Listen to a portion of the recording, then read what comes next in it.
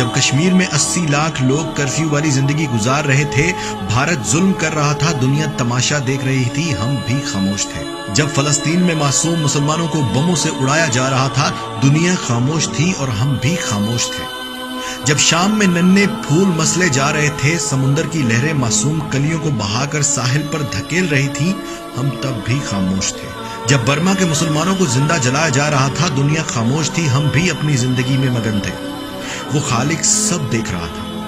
اشرف المخلوقات سے توقع کرتا رہا کہ ظلم روکنے کے لیے کوئی ہاتھ بڑھائے گا، کوئی زبان سے کچھ بولے گا اور کوئی دل میں ہی ظالم کو ظالم کہے گا۔ افسوس کہ ہم نے اللہ کے غضب کو ایسی دعوت دی کہ مظلوم بندوں کی مدد کے لیے اس نے اشرف المخلوقات کو چھوڑ کر ایک وائرس کو بھیجا جس نے پوری دنیا کا نظام اپنے ہاتھ میں لے لیا۔ اب ہم سب خزاں کے موسم میں درختوں کے پتوں کی طرح جھڑ رہے ہیں۔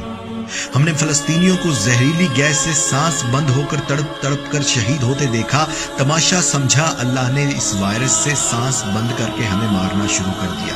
ہم بم دھماکوں سے معصوموں کی لاشوں کے ٹکڑے بکھرتے دیکھتے رہے، خاموش رہے۔ اللہ نے اس وائرس سے ہمارے جنازے ویران کر دیے۔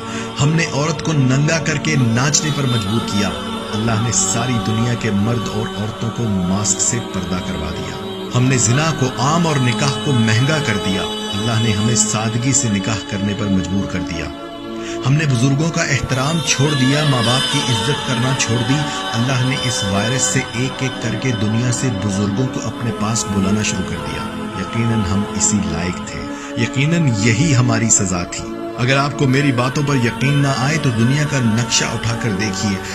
جس ملک نے ظلم کیا وہ سخت پکڑ میں ہے، جس ملک نے خاموش تماشا دیکھا وہ بھی پکڑ میں ہے، اور جو ملک غریب تھے، جہاں بھوک ناچ رہی تھی، افریقہ کے جنگلوں میں، کشمیر میں، برما میں، شام میں، جہاں جہاں ظلم ہو رہا تھا وہاں یہ وائرس نہیں گیا۔ مجھے تو یہ بھی نہیں پتا کہ اب معافی قبول ہونے کا وقت بچا بھی ہے یا نہیں۔